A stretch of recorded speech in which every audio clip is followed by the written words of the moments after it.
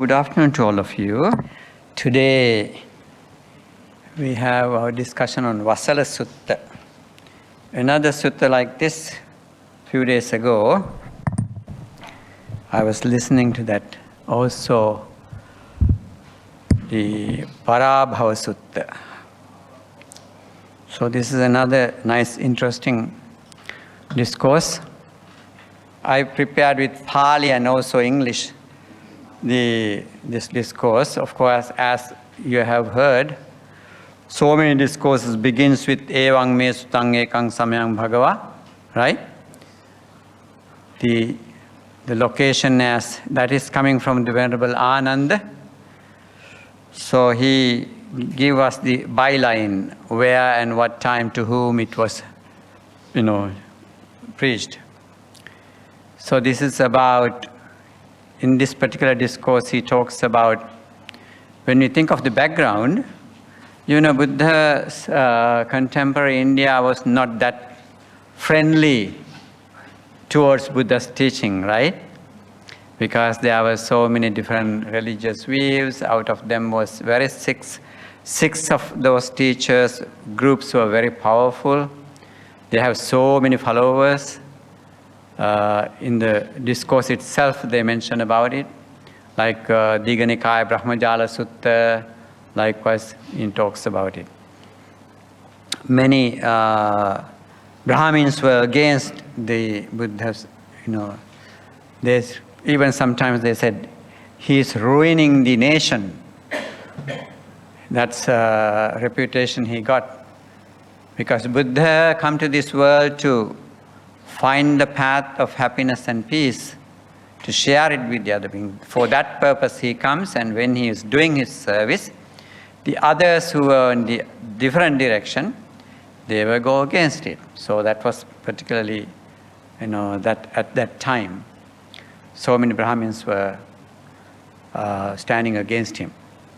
So we can see that in this particular discourse, the way that he is addressing the Buddha, even from this discourse, he was addressing, what is he saying? Tatreva mundaka, tatreva samanaka, tatreva vasalaka.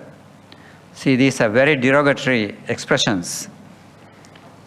Yeah.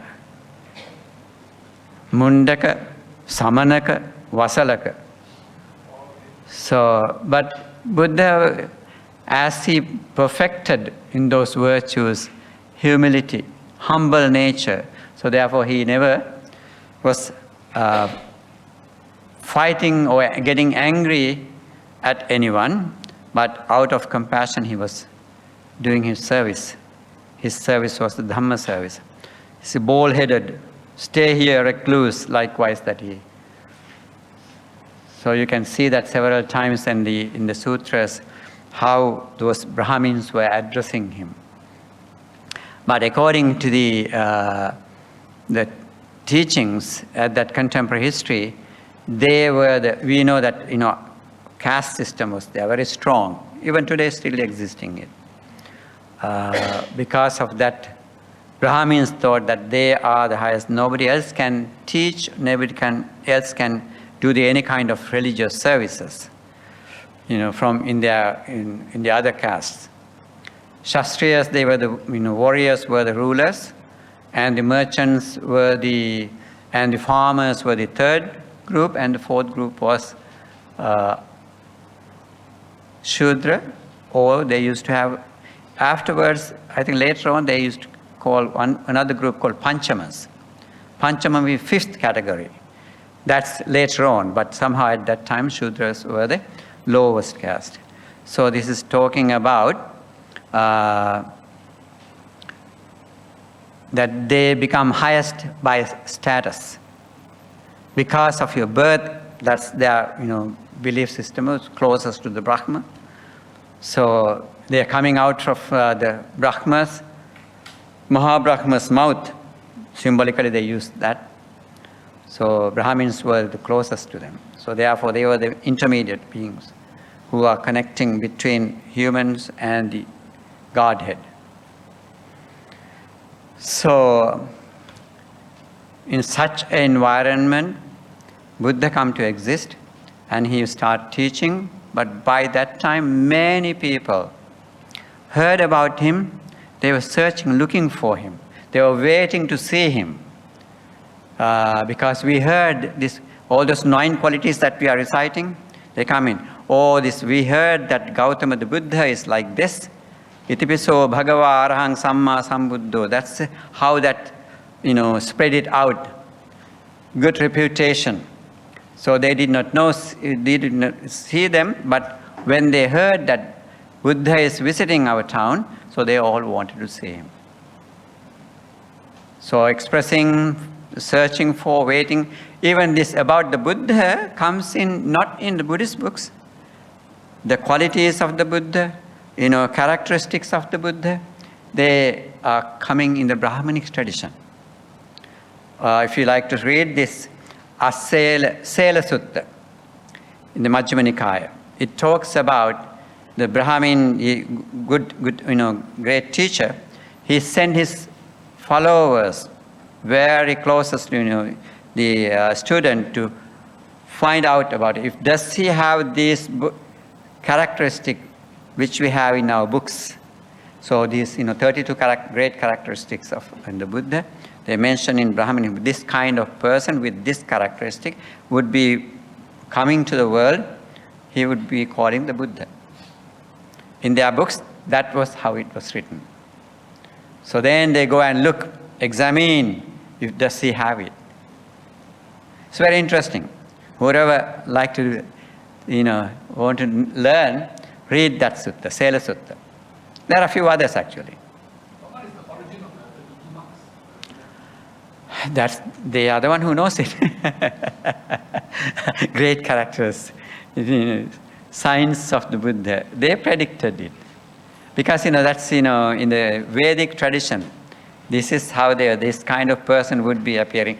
Because, even those, the Brahmins, they were practicing meditation, like, understand Alara, Kalama, Uddakaram, they are those kind of teachers. So such yogis were there prior to the Buddha who refined their mind too. But they miss. But yet there was no Buddha. But they were hoping for one. So are they Hindus or are they? They were the Brahmins in a Vedic tradition. Even Buddha learned these things as Prince Siddhartha. He learned. It doesn't matter whether Hindu or Jaina. Triveda. Rig Veda, Yajurveda, Saman Veda. Other one comes later on. If you read the Brahminic tradition, there are still those books are available. If you read, there are beautiful, very close what Buddha was teaching. Those concepts were there, but what they missed was this, Anicca Dukkha Anatta. They didn't find that one. They didn't go inside searching for it. So therefore they believed, whoever had that ability to see, length of their seeing, that's what they thought. This is how long we are going to be, this is the samsara, length of the samsara. Those, the yogis, they have, according to their capacity of, to see into the, they could see into the past, penetrating through many lives. So they had seen some of them maybe 100,000 lifetimes or 80,000 lifetimes likewise. So they, according to their own capacity, they see, okay, this is what it is. So they missed the point that Buddha, as Prince Siddhartha, he was going through studying with those, doing research as a truth seeker. He experimenting. So, but that is not, he was, there was something missing. So that missing part was that, jhanic state he did, but he twisted it into the insight meditation. That's the difference. He had this jhanic state, samatha meditation, plus then he went into and see what is this inside. So that insight, through the insight he came to know. The anicca, dukkha and anatta. That is the most important thing found the Buddha. And therefore, there's nothing, so he said, there's nothing, because he could see. According to him, he could see eons and eons, I mentioned the other day. Long time, but he still couldn't see the beginning of it. That's why he said, Anamatak goyang bhikkave sansaro pubbha kotnapaya. I cannot see the beginning of this. Such a long time. Therefore, seeing in that, according to the capacity that he saw, there was nothing for him to cling. That is why he said, it's better, let it go. There's, you will not find anything that interesting. Even though you see that according to our desires, we may be entertaining ourselves, but there's nothing to entertain, he said, everywhere, wherever you go. Like, suppose now we travel sometimes, if we have the capacity of traveling, we will be going from, we're thinking, oh, it's better over there than here. So what do? You pack yourself and go.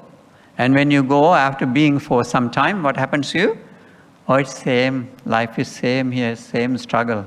There are such, comfortable status could be there, yet all, when you look at it, it's the same thing. So similar. What we do by going, traveling and seeing places, I feel sometimes when you look at it, samsara is similar to that. The travel destinations. For a short time you go and you enjoy. At this time, when you get tired, you may be thinking, nothing much different, so it is still the same. So there's nothing to cling here. It's better to go back home. Right? This is what comes to our minds. So let's look at this. In such a situation, when Buddha visited this farmer. You know that what his lifestyle was. In the mornings he go for Pindapata. That was the Buddha's or the monk's lifestyle. So when he went to this particular place, Aggika Bharadwaj is one huge family. So they're carrying this name. And then he saw the Buddha as he was walking there, so he saw that Buddha was coming towards him. Having seen what he said was, spoke to the Lord thus, bald-headed, stay there, recluse, stay there, outcast, stay there. When it was said thus, the Lord spoke to the Brahmana Aggika Bharadwaja thus, O Brahmana, do you know who an outcast is? What qualities make outcast? I indeed do not know, Venerable Gautama, who an outcast or the qualities that make an outcast. It is good that the Venerable Gautama preached to me so that I could know who an outcast is or what qualities make an outcast. So, in a way, even though he said, he used the term outcast to insult, very sarcastic.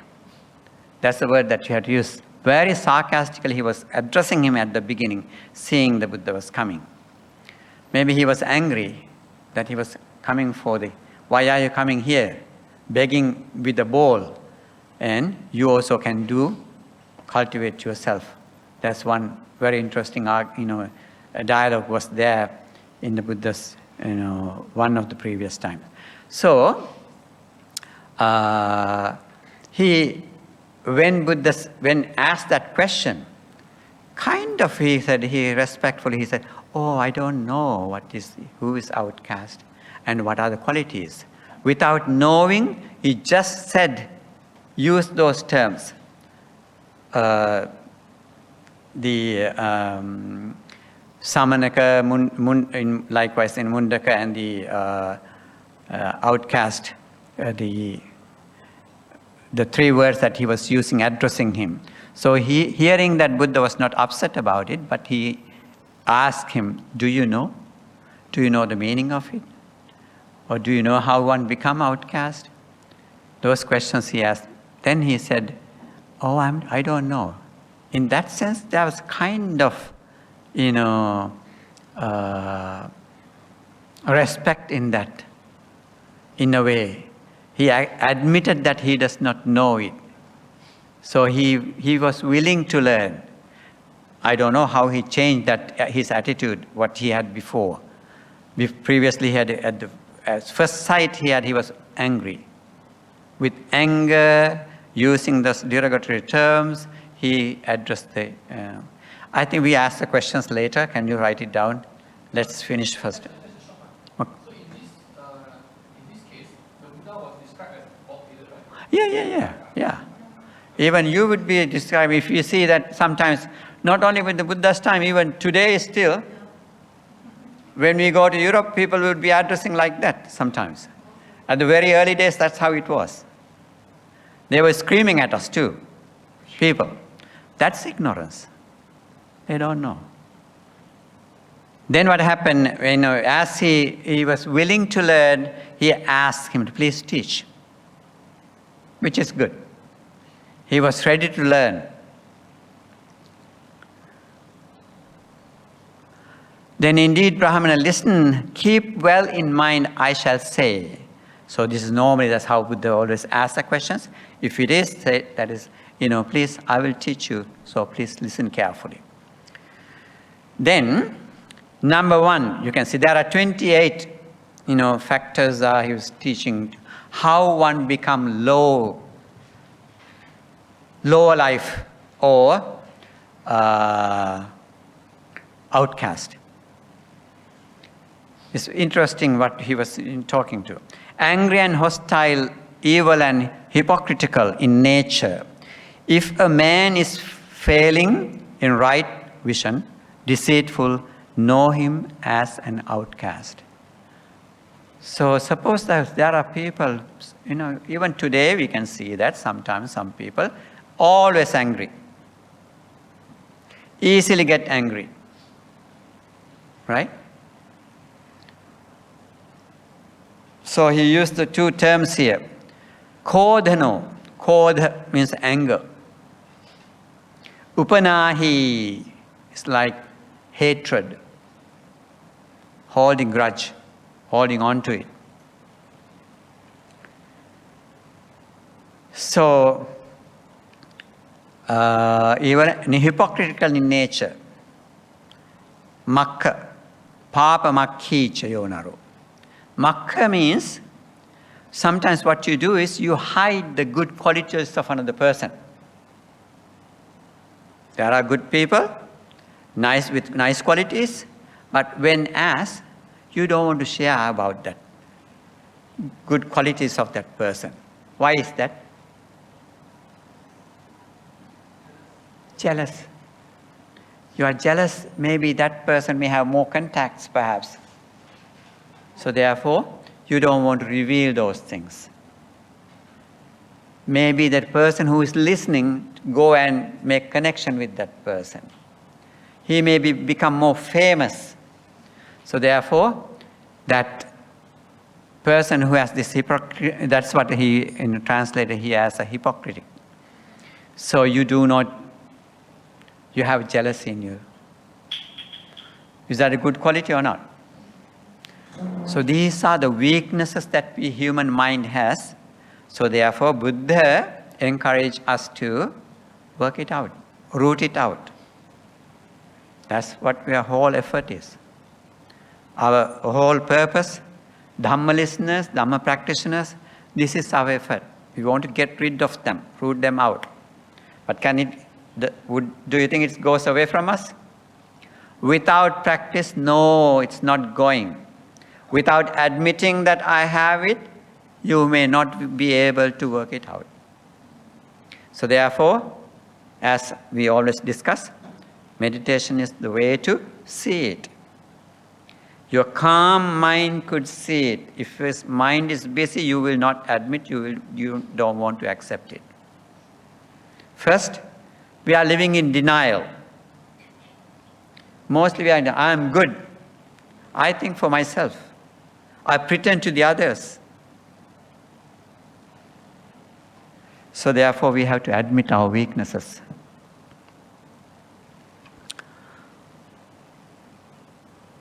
So, in other words, failing in the right vision, Kodana Upanahita Papa Makkichionaru, Vipanna Ditti Maya, Vipanna Ditti, right vision. So, if we, and deceitful, Mayavi, know him as an outcast. We are deceitful, hiding. What are we hiding? Your own weaknesses. We all have weaknesses, right? Jealousy we could have, anger we could have, or else maybe you are just pretend that you have so much things that you have developed. I have this, I am Sotapanna, or likewise. Today people are doing that. Normally we know that Sotapanna, they never come out and tell you. They never express that kind of feeling.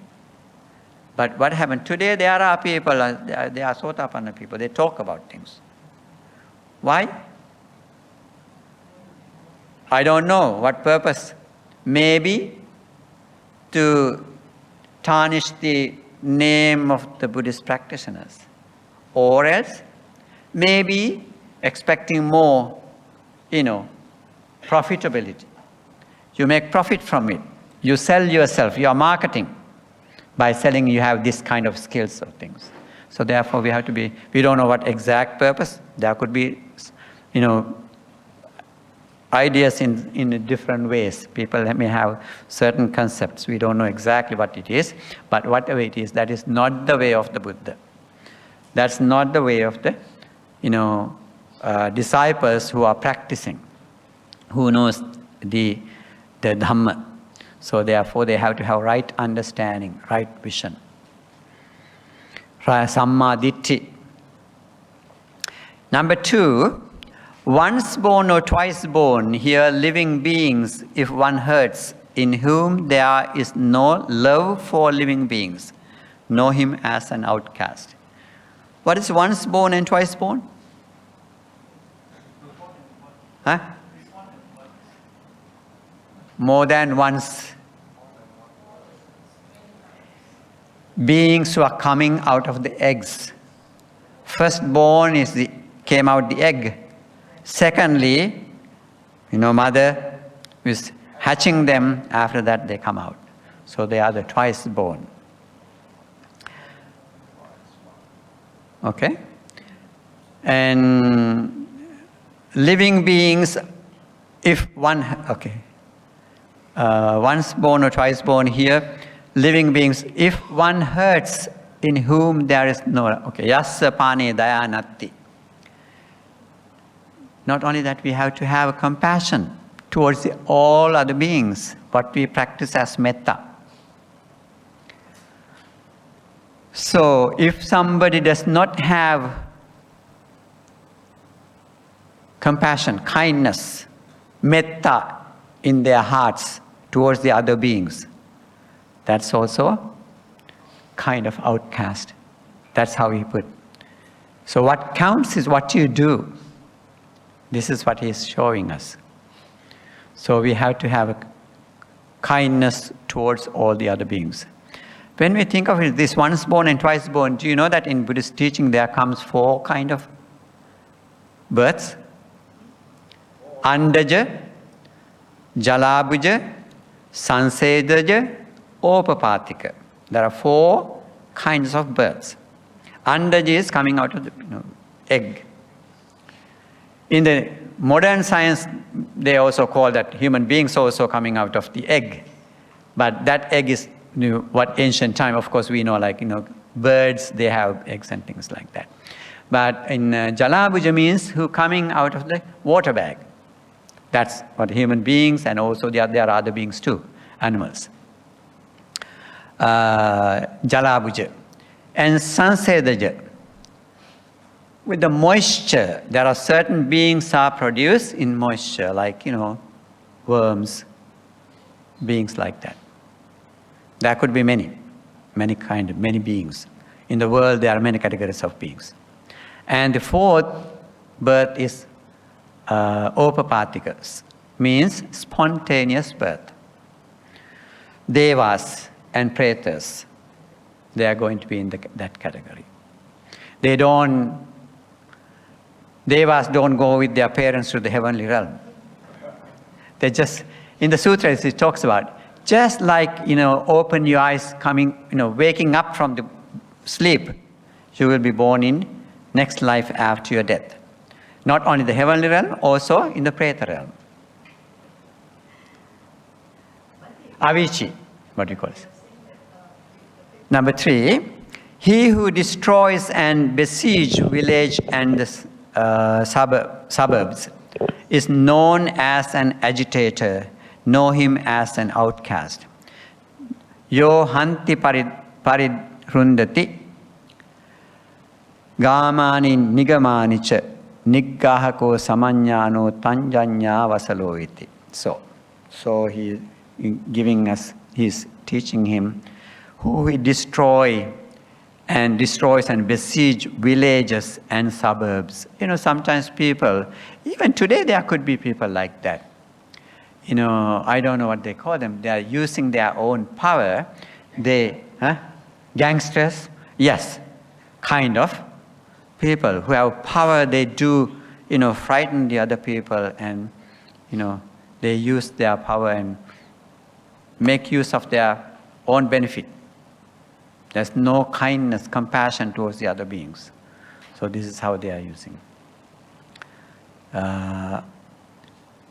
They destroy things. They don't care about the other people. So what they do is, even if they don't have money power, they may have their, behavior-wise, they are destroying, they are showing their power and guns, weapons, showing that people, they scare them.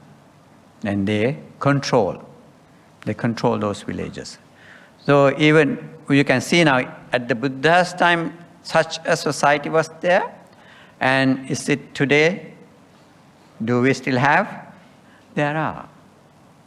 They're controlling their own, using their own powers. Many different ways. Nowadays, more than that, I believe. The people who are in the drug cartel, this is how they are doing it. They make money. They get people to work for them, using their powers. So world has not changed in that sense. Such corrupted people, Buddha's time were there, and today also there. So that means samsara is, we can see that samsara in that, right? It's not empty. Those corrupted people, always there. They're still not in the level of understanding. Number 4. In the village or in the jungle, whatever belongs to others, through theft, one takes what is not given. Know him as an outcast. What is happening there? Game va yadivaranye yang paresang mamayatim.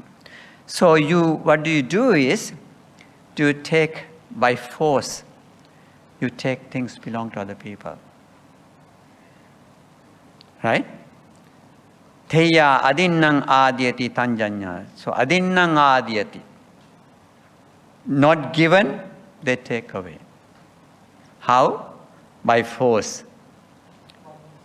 Robbers. Could be. And also some other people, nasty people, like who are doing, even the gangsters, the same thing they do.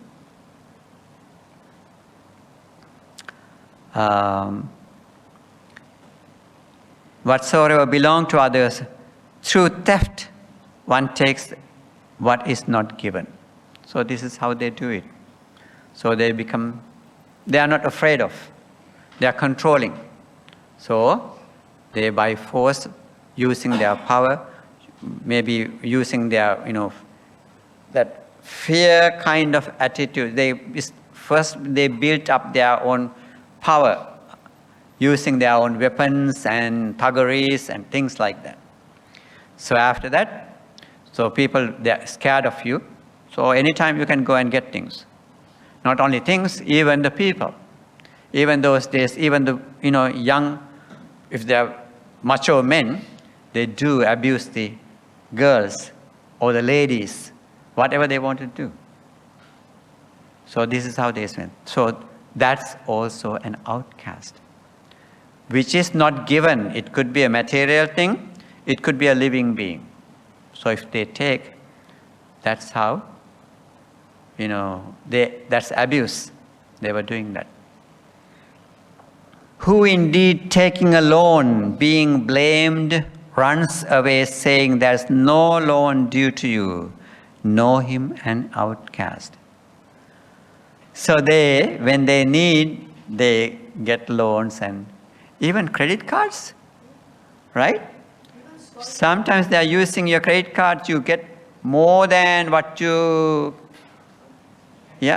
can pay back. Even sometimes maybe mortgages, right? But in case mortgage maybe you have because of many other reasons. Sometimes you have a job and calculate, I can do it, so you'll be doing it. But credit cards, some people, they do abuse, buy things. And I know sometimes people in America, there are so many, all over the world, people are there. So build up their credit line, and what they do is, once they buy full amount of that, go away from the country. Abuse. Intentionally they do that. And afterwards they cannot find them. But now it is not easy to do those kind of things, because once you abuse, they find a mechanism to follow them. So there are people in that, that kind of nature. You are taking something you are not, worthy of. But once you get the job, if even you go outside the country and still working, easily you may be able to, pay it off. But what they do is, they abuse it. So that is, of course, Buddha said it is outcast. We all can see that also. Abusing, that's the government money, means the funds of the people.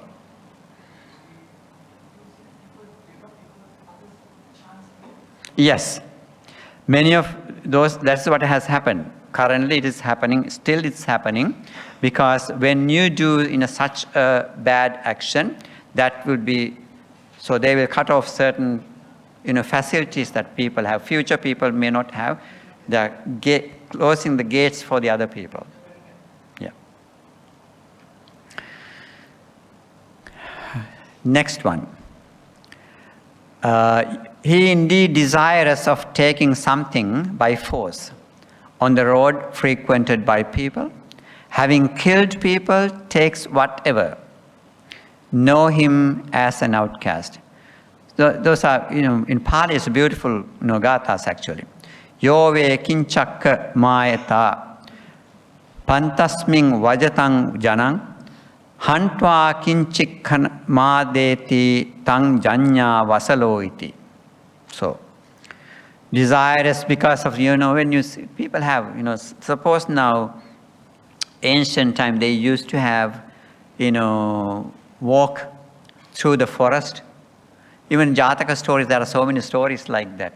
As they were going, so in thick jungle, they did, there are people, robbers, hiding there, and they were collecting these things. Harming the people, they robbed the wealth, whatever they had. So there are very interesting stories, Jataka stories, showing of this.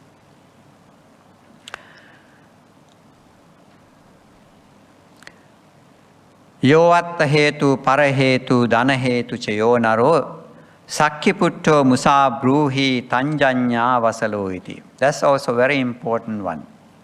For your own benefit, if you lie to other people when they ask for your witness. Suppose now there are two sides in the court. So you have seen this, you are the eyewitness, but you can change the eyewitness if the other person pay you money. People do that, right? So you lie. So that is because of your greedy for money, wealth. So for that reason you do that. That is, It's hard to do nowadays because in America they do have lie test. They somehow catch up with that. There are people, in our countries, definitely, because of, they lie for the money. Money is like God for many people. If I have money, people think that if I have money, I can do anything. So misunderstandings. So that's being unable to see the, right way we should look at. So therefore, people do abuse. They were doing this during the Buddha's time. 2600 years later, still they are doing it. Remember, okay? Therefore, we can see that what Buddha said, still valuable, still precious for today's world.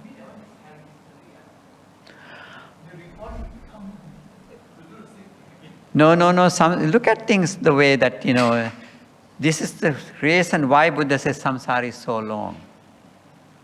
Right? People, they have not practiced. If you don't have, suppose now how many people get to hear these kind of stories today? Right? Very rare. Even if you hear it, if you are the first time hearing it, if you are not the believer of the Buddha, right? The Dhamma. So, they don't care. They don't care about it. Buddha is not, my Lord is somebody else. So therefore I don't want to believe what he said. Right? So this is how people are. Okay, God well. Yes, this is how it is. Yeah. Because this is how things are, once we come to wrong understanding, that is where you set your goal there, set your mind in that. If I have all the wealth, so because there used to be during a certain time period, they couldn't have wealth in China because, communist, system, because of that. But now it is a bit open. There are billionaires there. So they looking at them, the others also following them. They also want to make that same status. So they look at the wealth brings you the maybe kind of very higher, maybe level of Brahmins as they were in India at the time. Status, right? Who either of relatives or friends among wives is seen, means, for example, commits adultery, either by force or by agreement of each other, know him as an outcast. See, you can see that what we have today's world, we hear these kind of things are there. But we forget that during the Buddha's time they had that. Right? In the Brahmanic society, they had it. They had it, otherwise Buddha would not say this. Right? He saw it, he experienced it, therefore, he was talking about this. Can you imagine such an ancient history, ancient time, there were people practicing this kind of polygamy. So these things are happening today, that's we know, we hear. Many different stories about. But what the Buddha was teaching is to have a peaceful society. So these kind of things are not happening. Mutual respect. So that is what he was encouraging from his teachings. So plus, we always talk about Dana, Sila, Bhavana. Sila, Samadhi, Panya. Through Sila, we comes to bring our mind into a state of peace, Samadhi.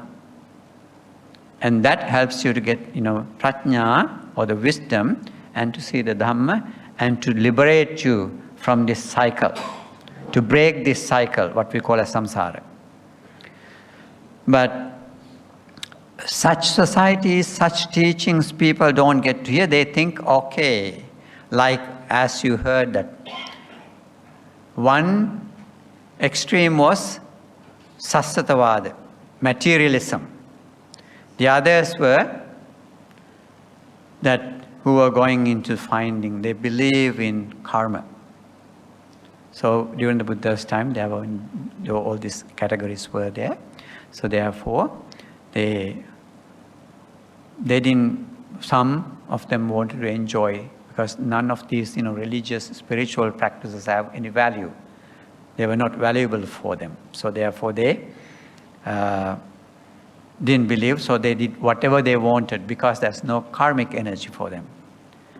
Whoever believed in karma, they were scared of it because they didn't want to extend the cycle of their lives as what we call a samsaric cycle. Yeah, yonyati-nang sakhanang va daresu patisati sahasa sampiyena va tang janya vasaloisi. So that kind of person who are practicing this kind of activities, so they put him, according to Buddha's category, they are as outcast. Next, number 9 is say, who, mother or father, old, youth gone, having much wealth, does not maintain, know him as an outcast. Once of course we know that our parents, they take care of us with much love and caring. And Buddha encouraged us to take care of them when we are able. When we come to the age of,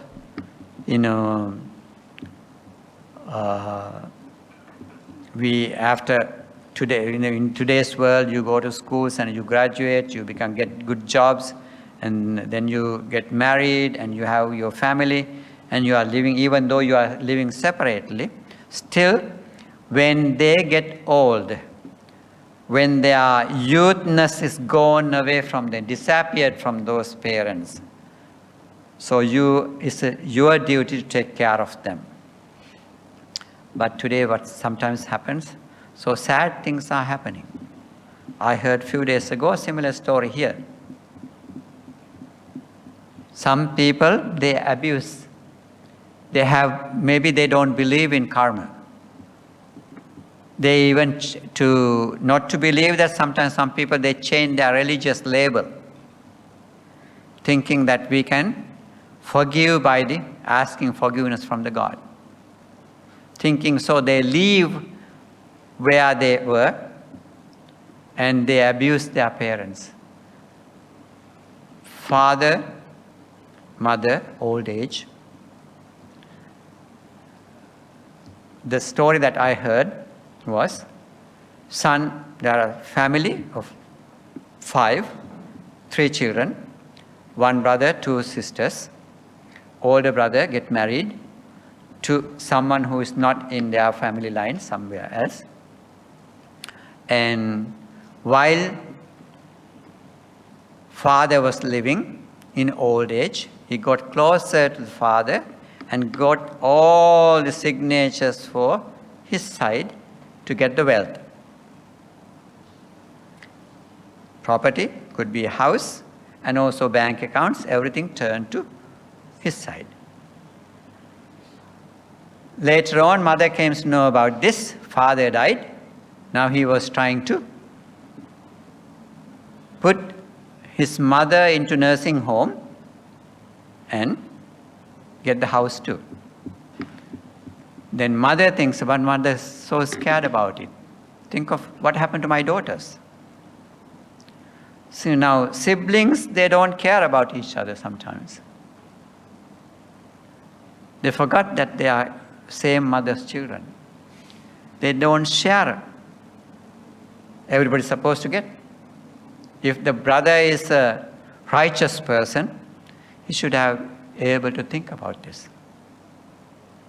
They are also living beings. They also have to live. That's my sisters. But it doesn't happen such a way. In our society, this is how it is, things are happening. What are you supposed to say to those people? Outcast. According to Buddha, is outcast, nothing else. That is happening in every society. It could be in America, it could be in Malaysia, it could be in Singapore, it could be in Sri Lanka. Even though our countries are Buddhist countries, Buddhist people, sometimes some people come and manipulate you. So this is how they do it.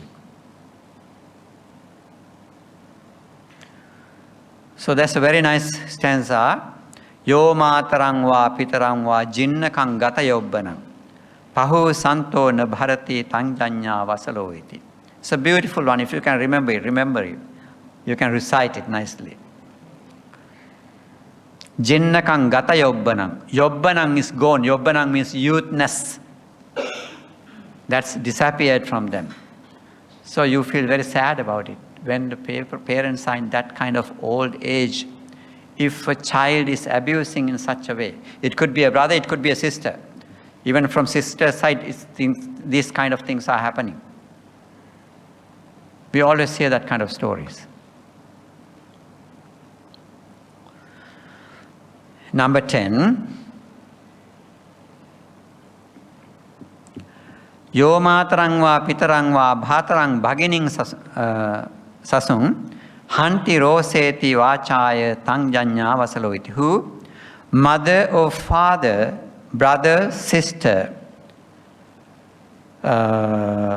in-laws, mother or father-in-laws afflicts or scolds by word of mouth. Know him as an outcast. So if the person is your families, if he abusing, verbal abuse, this is a verbal abuse.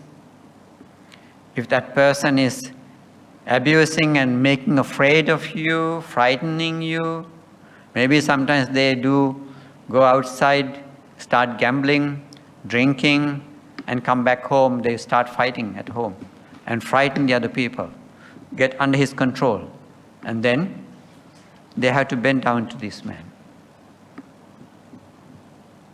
And such a behavior, person who has such behavior is called outcast. Number 14, I believe that's where I'm right. Oh, no, sorry. 11? Okay. Who, when questioned about moral good, advises on what is harmful, gives obscure advice, know him as an outcast. So, sometimes some people looking for good advice from someone. Suppose your friend, somebody who knows to you, trusted on you, come to you and ask questions, get an advice. What do? Instead of giving a good advice, you are giving advice to ruin that person. Is that a good thing? No. For many reasons. It could be jealous, or it could be anger. It could be reason for you don't want to see the other person's being in the happy mode. You are looking to turn that person into a miserable life. If that is your expectation, so that is not the right way of thinking of that person. When questioned about moral or good advice on what is harmful, gives obscure advice. There could be some people like that. Even sometimes, suppose now, I am in my robe, walking on in an unknown village. I got lost. If I asked them to show me the path, some of them could guide me to a very dangerous area. No compassion on those people. Maybe that's how they find the fun in their life. There are people like that. So if that is happening, that's also not a good thing. So you have to have a person who has lost their way. We should compassionately help out that person. That's an opportunity for us to practice. To anybody to practice. Doesn't matter what label you are carrying, what really spiritual label you are carrying. So we must be able to help out those people. This is in the society. Those are social needs, social understanding. So therefore, we must be able to do that thinking. For us as Buddhists, we always think that, oh, I have a great opportunity to practice my compassion, practice my metta. In such a way, we make that opportunity to improve our spiritual qualities. Number 12. Yo katva papakang kammang mamang janyat ichchati. Yo patichanna kammanto tanjanya vasalo iti. So, yo katva papakang kammang, who having done an evil deed desires, let me be not known. Who is of concealed action, know him as an outcast. So this is sometimes some people, you are pretending you are a very pure person, but you do mischievous things and then hope for may not known by anybody. So they don't want to. They are still pretending. Mamang janyati ichchati. Janyati ichchati. Do not let me not known. And they are hiding. They are trying to hide. So that is, by knowing, you are still creating more karmas, negative karmas. By trying to pretending to be, show out there as a righteous person, good person. It could be us too. If we do wrong things and if we show off, of course we all have weaknesses. We have to admit weakness. So sometimes maybe someone come and do, oh Bhante, you did this, I saw you are doing this. Is it a good thing? It's appropriate for you? So what happened to us? We can get angry and cover it up. Inside you know that you did something wrong, but outside you are not ready to admit it. So anyway, once we do something in that nature, we can share that. Yes, it was wrong. I'm sorry about it. That's why we always apologize when we do wrong, because human nature is there in the humanity. But as a monk and nun, we don't have that right to do that, but at least just to show, yes, it happened. Because sometimes people criticize monks and nuns.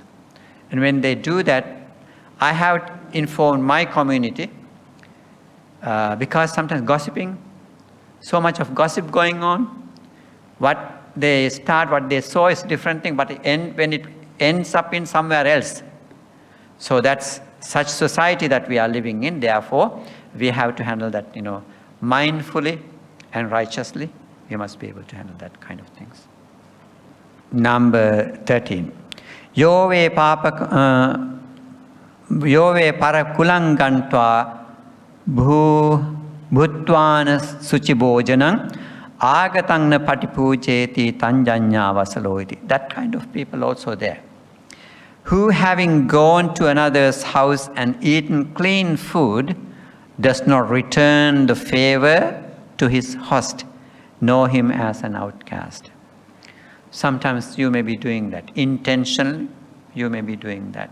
Visiting friends to homes and having good, maybe such behavior is because his home may not have good food. Sometimes, we don't know. If we do that, so that is, so we have to treat nicely. If you are receiving the nice treatment, you have to return it to that person too. Okay, no, there's something called open house. Open house, okay.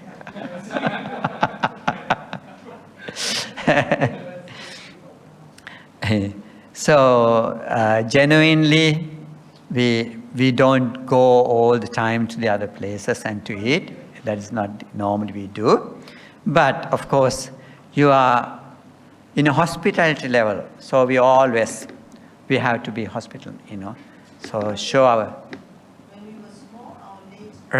Right. So mutually, that's community, people or families, they do that, definitely. So that's, we take care of each other, be happy. All the purpose of doing that is to, harmony, to live in harmony. So we should be doing that part. That's a social duty. No more? They always lock their doors. Okay. Yeah, things, yes, of course. That's new lifestyle. That's we cannot blame for anybody. This is how those patterns have built up. Now, these concrete villages are there, therefore they don't know each other. So for such things we cannot blame, but it's still in the countryside, nice, good qualities are still there, many places. Doesn't matter here or somewhere else in the part of the world, same. 14, who a Brahmana or a recluse or any other wayfarer deceives with falsehood, know him as an outcast. Brahmana or recluse or any other wayfarer deceives with falsehood. Sometimes that may be happening in some places, because sometimes maybe a monk could be going on food rounds, or somebody could may be coming on your, appropriate timing. So if they look down upon those people, if they lie to, or go to that place, there's a soup kitchen there. So misleading, you send off, instead of you giving something, what you do is you're sending him to that different place, but which is not true. So if you are deceiving that kind of person, that's not a gentle action. So it's not something nice to do. So that's also kind of outcast. You don't have to, if you don't have anything, you can say to that person. But instead of misleading, they are sending to different place. That is not nice. Yo brahmanang va samanang va bhattakale upattite roseti vacha nachadeti tang janya vasaloiti. Who a Brahmana or a recluse, when meal time is at hand, scolds in bad language and does not give food, know him as an outcast. Sometimes maybe a poor person can come looking for food, or a monk can come, an ascetic can come. Mostly in Indian society, the Pindadana is always something that very familiar. Doesn't matter what religious label they have, they are familiar with it. Jains are coming, still they do it. Their style of receiving the food is different, but Buddhist monks always go with the pindapata, with the pattang, right, alms bowl, and Jains they do just go with their hands, open hands. They receive their food into hand. Yes, but they feed them. In the cultures they have different systems. So, or else poor person may be coming with something what they have. So instead of giving them food, if they scold and get rid of them, that is not a bliss. There's no blessing for them. People do those things, offerings for the blessing. Of course, everybody share the blessings and go, whoever goes in the food collection. It reminds me of one story. I think many of you may be knowing that story of Milinda Panya. Milinda story. The quest of Milinda. That story. So, in that story there was a monk. He received assignment as a punishment. Punishment was that when the Nagasena was born into a certain family, this monk's supposed to go and bring that Nagasena into the, make him ordained. Yes. He has supposed to ordain him. So what did he do? Every day he was going to this home since the that boy's young days. And one day family was not supposed to give him anything, even though he comes. As he was doing that, one day he received the word. This one is saying, "Vacha nacha deti," not even give a word. See here, it's called bad language and does not give a word.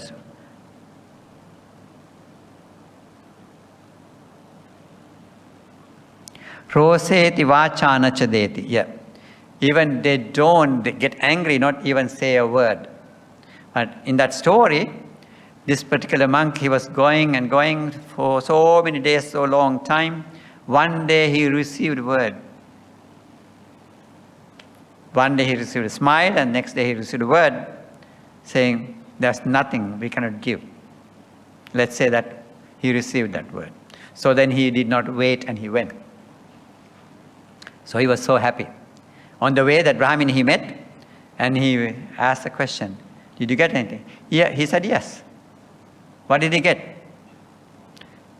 No food. The word that's saying no food.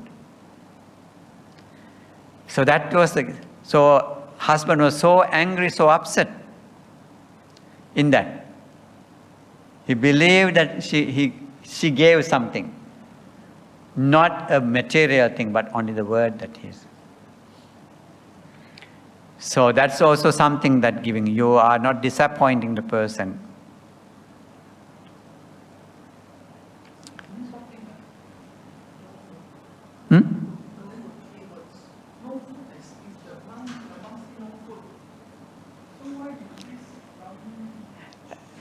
He misunderstood. He thought he received something. Yeah. Yes. So you can see that still that mind is not diluted. Mind is so strong not to, not ready yet. Yes, he believed that, in that story, that's how it is. This is how human mind is. That is what you have to, look at it, the way that you have to look at it. Okay, let's go to next one. I think it's 16. Who speaks what is not genuine, encircled with infatuation, covets even a small thing, know him as an outcast. This is happening because of ignorance. Who speaks what is not genuine, encircled with infatuation. Kinchikka nijigimsano tanjanya vasalo. Mohena paliguntito. Because of our, moha, as you learned last night, right? Yesterday. Lobha dosa moha. Ignorance. Because of ignorance, we do lot of unwholesomeness. So moha, therefore, that's the reason why we call it, they are roots of all the negative karmas. Negativities that we do. Due to our ignorance, due to our greed, due to our hate or anger or ill will and aversion, whatever we call it. We have different names we are using depending on how strong they are. There are different terms we use, but it's still the same, go to the same root. Having those are the roots of all the negativities, negative behavior, negative karmas that we produce. So therefore, we have to be very mindfully root them out. This is what the Buddha's encouragement for us. Speaks what is not genuine, encircled with infatuation, covets even small things, hiding, right? Infatuation is something like greed, strong attachment that we have. Normally it goes with love most of the time that you use. Infatuated mind, cannot let go. So,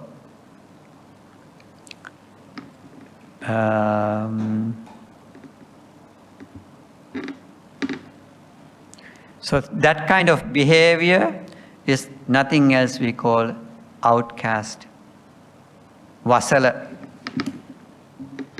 Number 17, who praises his own self, despises others, and degraded because of his pride, known him as an outcast.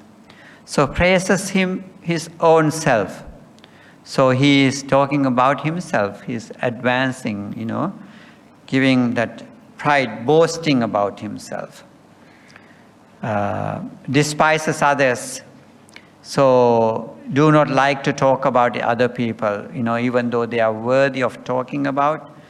Good qualities, good virtues are there, but they do not, that person don't like to speak about that. Degrade, instead of talking, appreciating that person, what you do is to degrade them, putting down them because of his pride.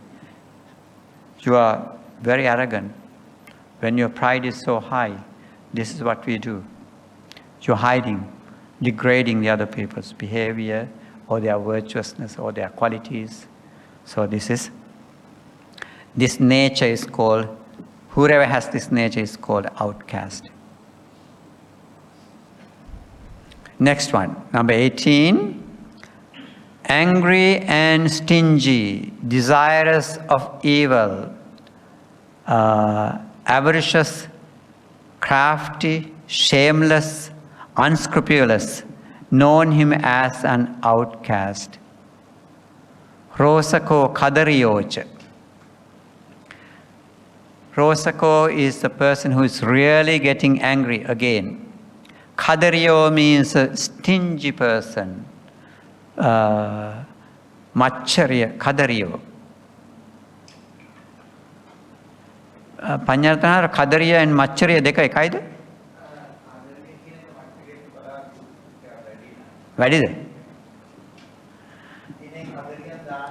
Right. There's in Dhammapada, Jine kadariyang dānena.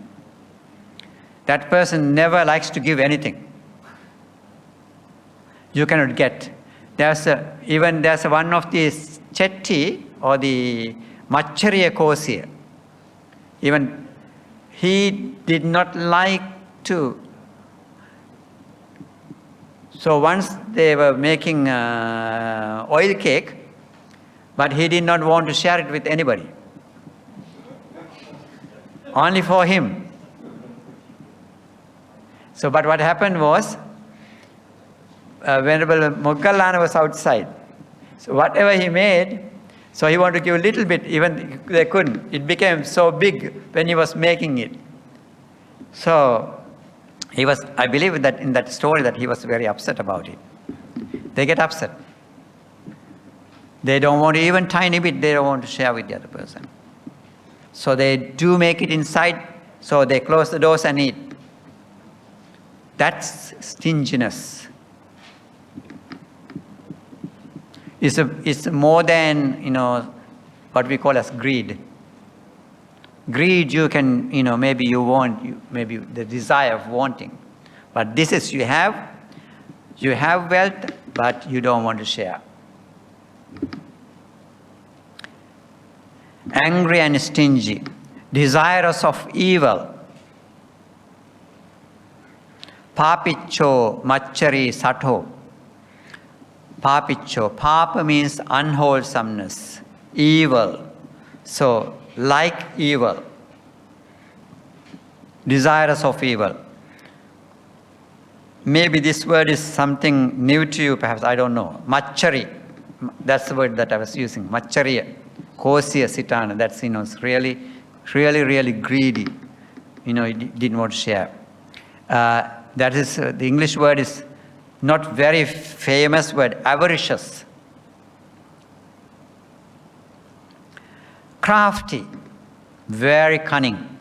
Sato means, crafty. cunning. Ahiriko, shameless, no shame. It's very dangerous. Ahiriko anuttappo, whoever have no shame towards doing any unwholesomeness, he can do anything. Even Buddha says that who is shameful to lie. The Buddha says who can lie, he can do any kind of papa. But here it's called ahiriko anuttappi. Hiri ottappi is one of what we call as lokapalaka dhamma, the world protecting dhamma, nature. He is afraid and fear of, shameful and fear of doing anything bad. Those are called lokapalaka dhamma. Loka means the world, palak means governing nature, qualities.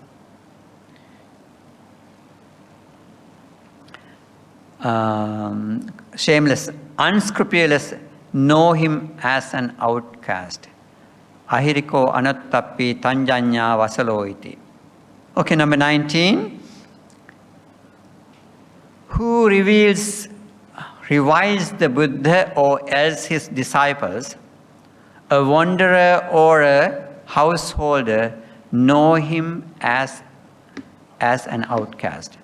Yo buddhang paribhasati atava tassa savakang paribhajang gahattang va tang janya vasalo iti. Either paribhajaka or the gahatta, the lay person, grahastha,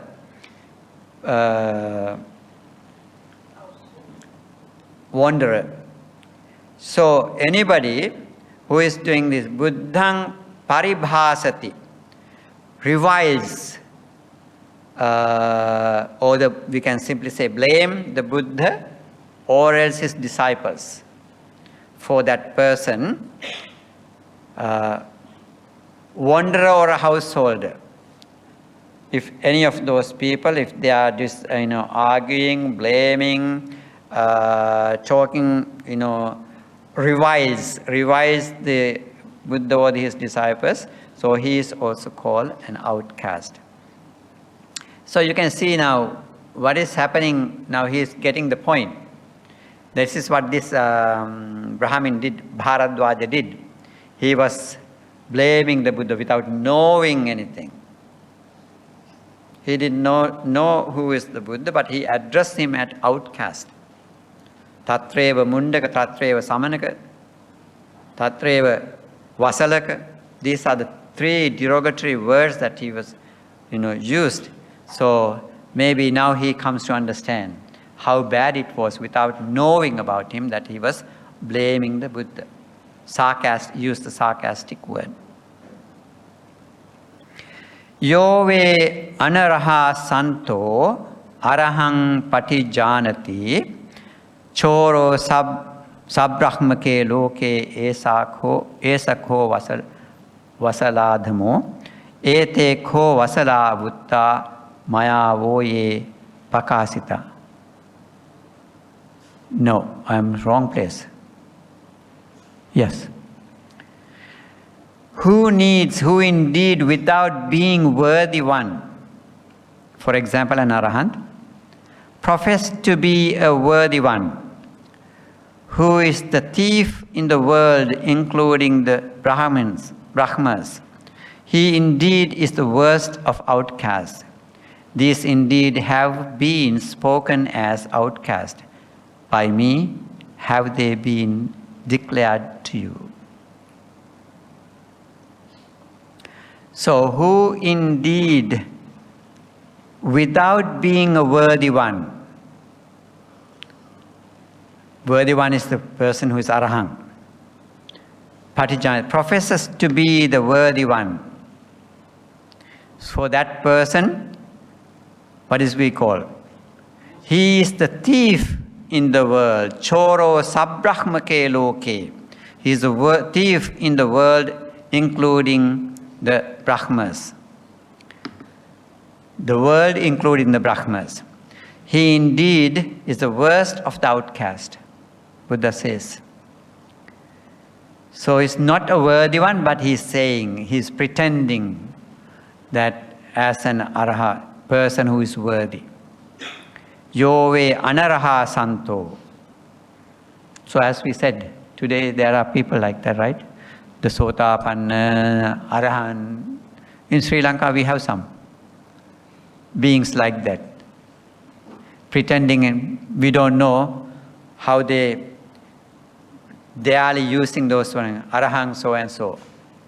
So sometimes some people they give. It's happened everywhere in the world, in Buddhist worlds.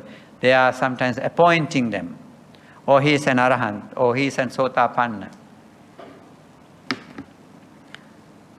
We don't know if they really know the Dhamma. At the end, maybe we can do it. No, Bhante, I just want to say, those who claim themselves as Arahan or Sotapan, whatever it is, highly likely they are all fakes. Oh, definitely those people, either they have an agenda sometimes. There are nowadays so many different kinds of organizations are there.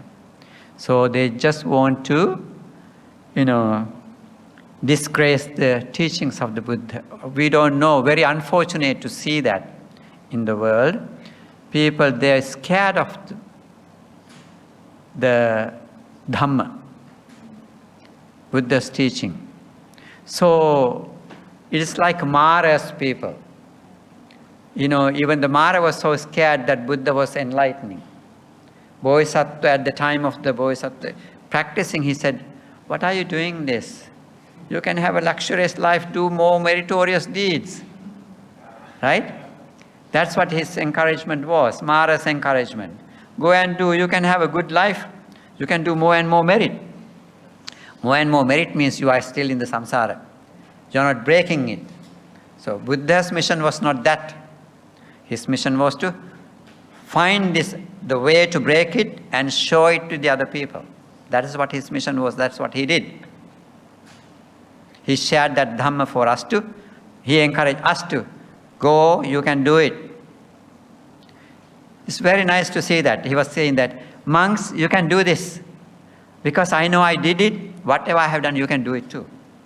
So this really beautiful encouragement, I always remember this one. So he was encouraging us. It's a hard work.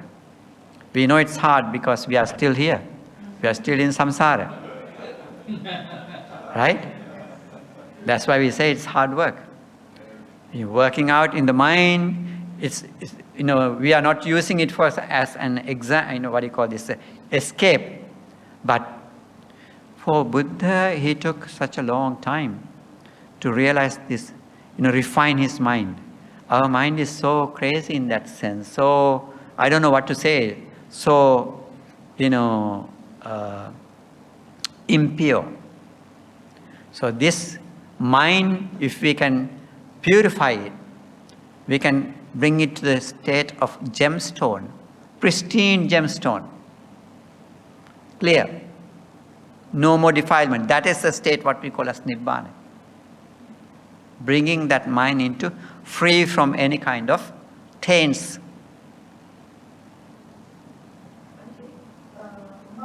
He did so many other things. He waged a war. Because he said that I cannot.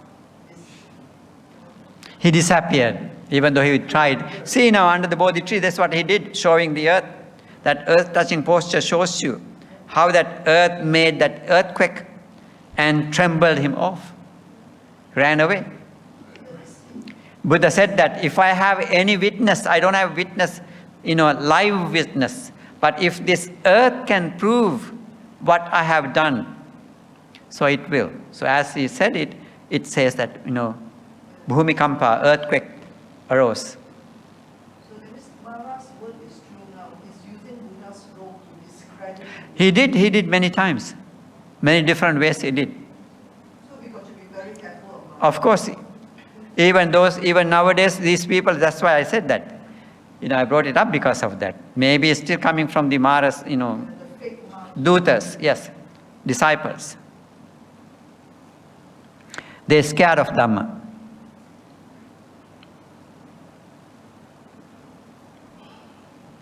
Okay, now it's come to the nice, beautiful saying of the Buddha.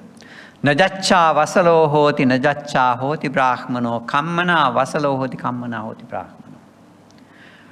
Not by birth one becomes an Brahmin, not by birth one becomes an outcast, but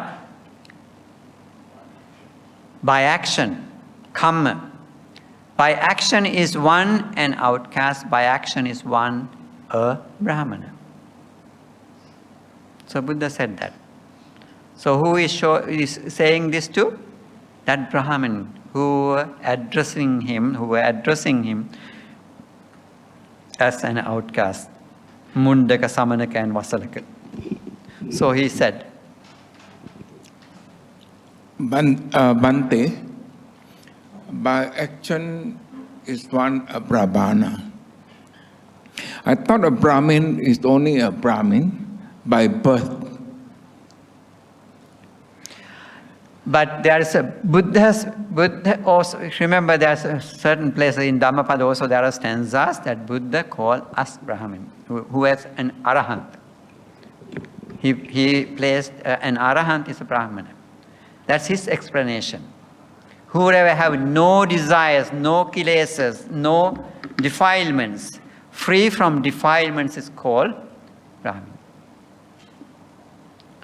In the Dhammapada there are beautiful gathas too. In the Brahmana Vagga, is some full chapter is there about describing it.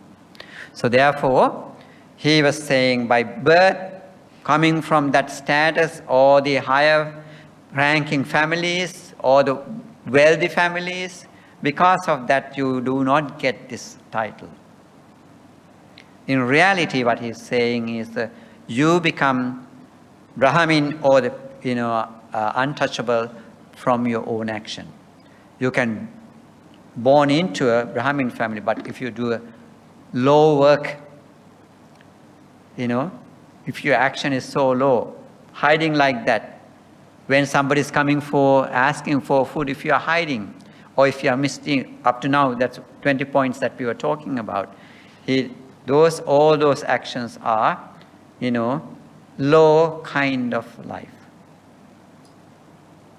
It's not, we cannot appreciate that. So that is an outcast, that is what he was saying.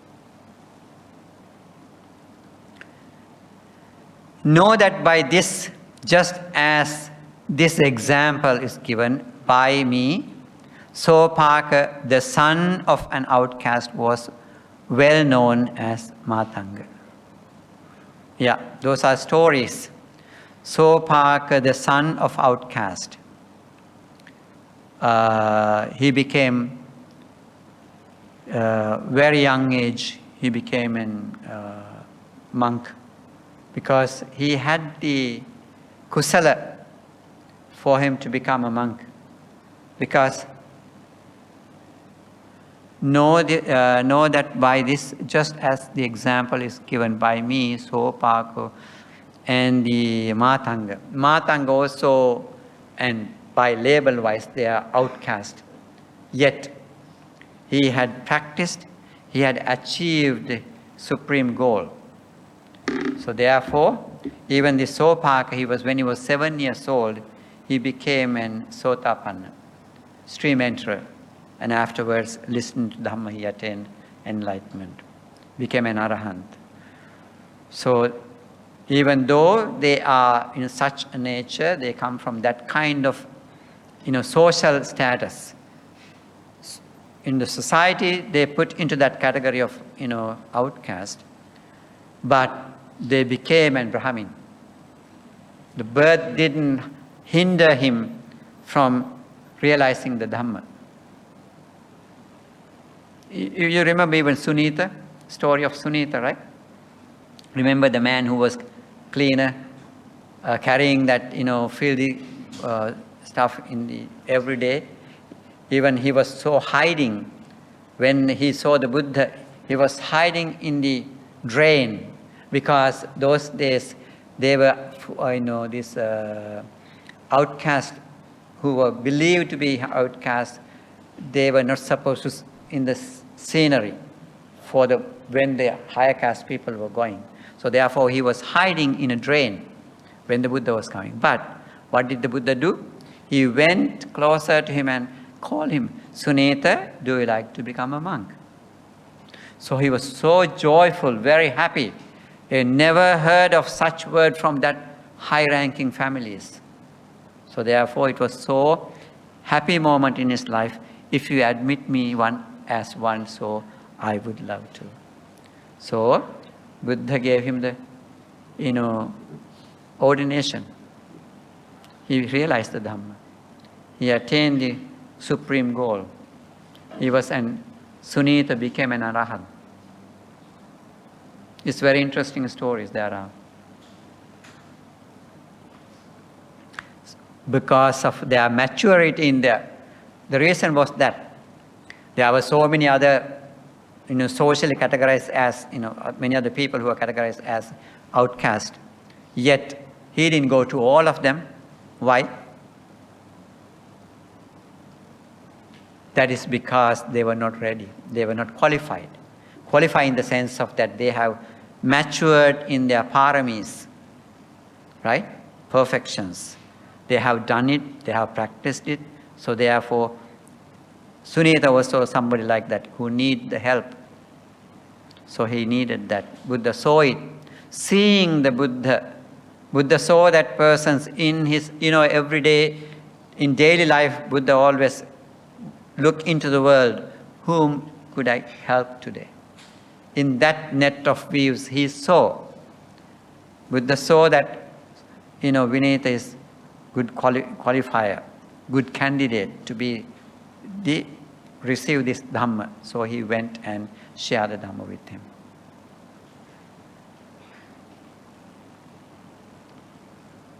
So Matanga's story was so beautiful story. I think you can find that those are stories that you're supposed to read. I don't know how to hide this.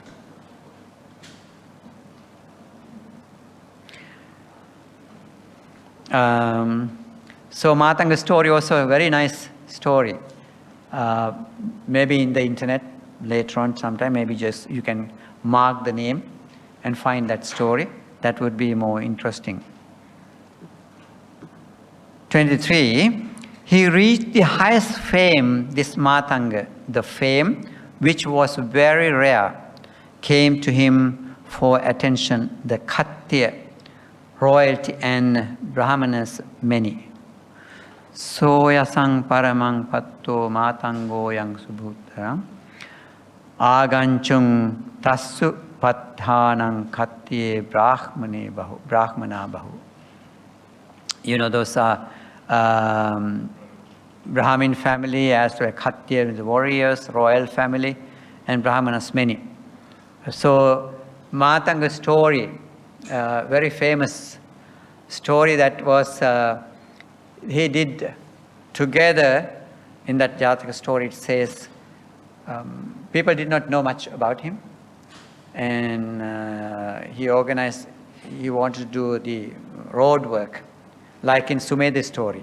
Sumedhi's story, he participated in Sumedha ascetic also, prepared the road to the Buddha Deepankara. Very similarly, Matanga also was doing the continued, what we call a Sramadana, volunteer work together with the other people. And somehow at the end, he proved that he was achieved the goals of spiritual goals. He's not just an person who was an outcast, but with the skill of spiritual skills. So that is what that story is coming about. Find that story, that's an interesting story, so you can know more about it.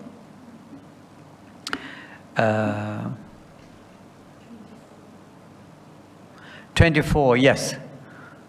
So devyane maruhi virajang so mahapatang kamaragang virajatva brahmalokupagoahu. That is what happened to him. Kamaragang virajatva. We know that kama, we are seeking pleasures, desires for the pleasures. We call kamaraga. what he do was virajetva, thinning it out, getting rid of it. Raga, viraga. Raga means lust. Viraga is no more lust. Bring your mind into the state of no more lust. So, bringing your mind into that kind of pure state, Kamaragang Viraja, Brahma Lokupago Ahu. He went to the Brahma realm. So, this is describing about Matanga. In the Matanga story, this is how he did, even though he came out from that kind of Sopaka, Matanga coming out from that kind of, outcast family. As society believed, he still worked in his practice, spiritual practice, he developed. So, practicing so, he became an person who has higher skills of spirituality. So, that person, we call that. If you die, I think all of you know that Sotapanna level, if you die, you come back to human realm 7 more times. And Sakadagami level, 1 more time to human realm. And Anagami, once you are in Anagami, you will not come to this realm, but you will be in pure abode, and there you will be attaining Parinibbana by realizing this teaching.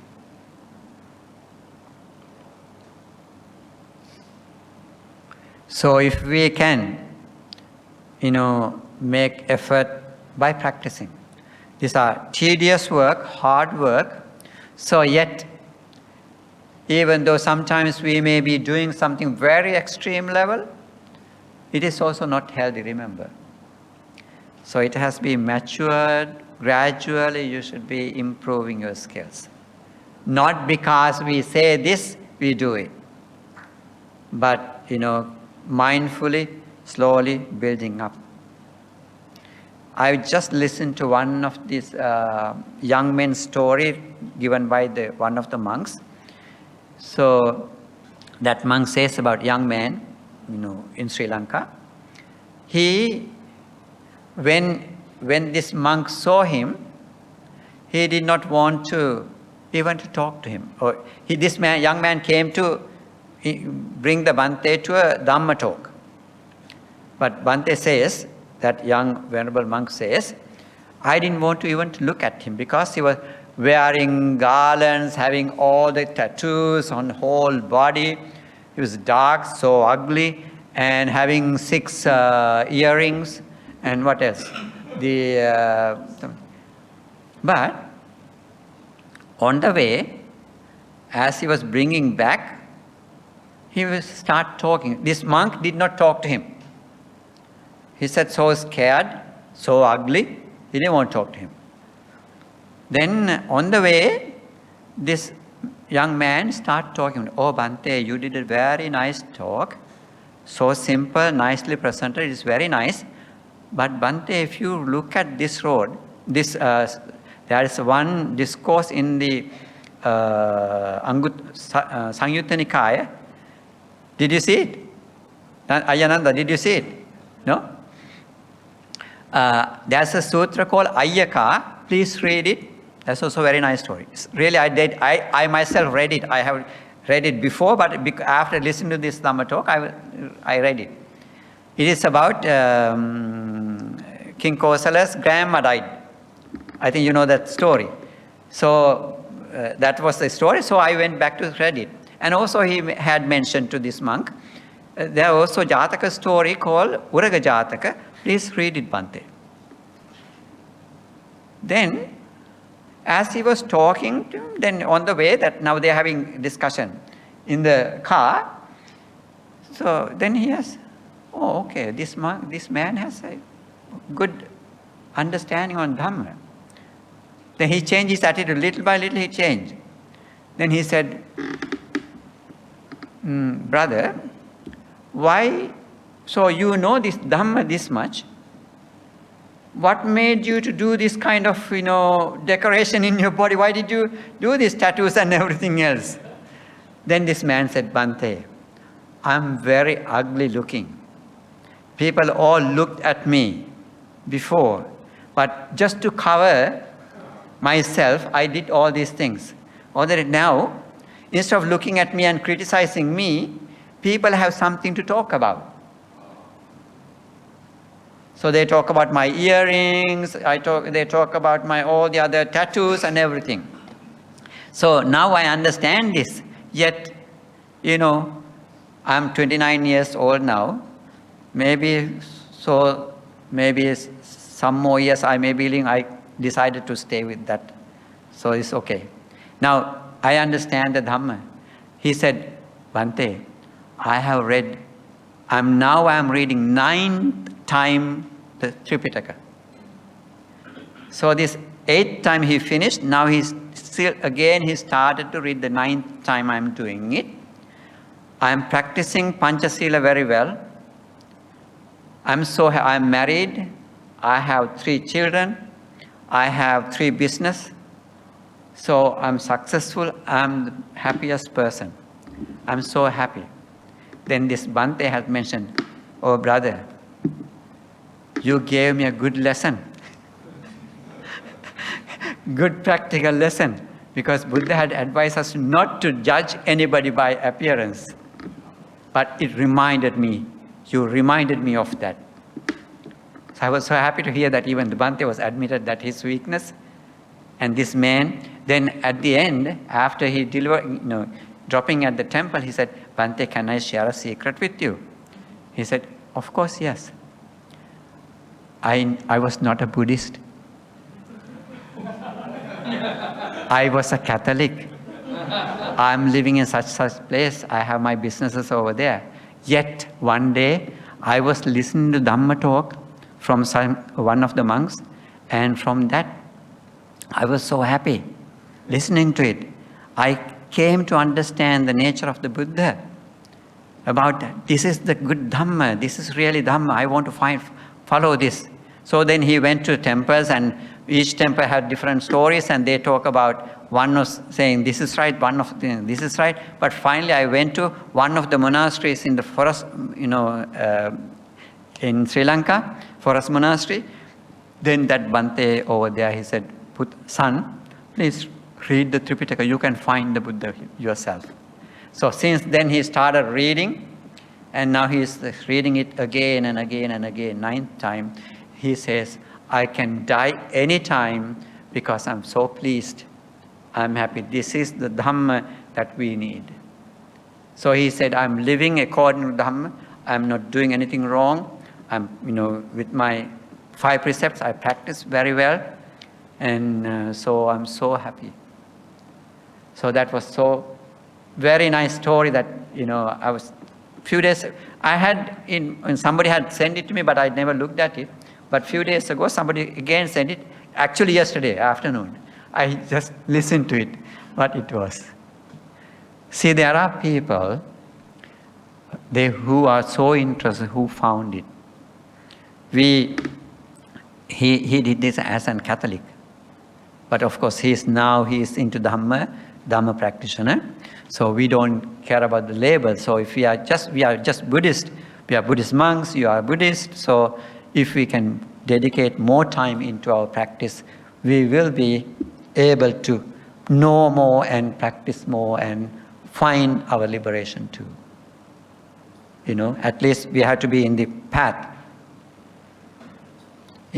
As Buddha encouraged, samsara is so long, we have to cut it short. To cut it short, we have to practice. By living in it, making effort to, throughout the time, being mindful. Mindfulness is the key.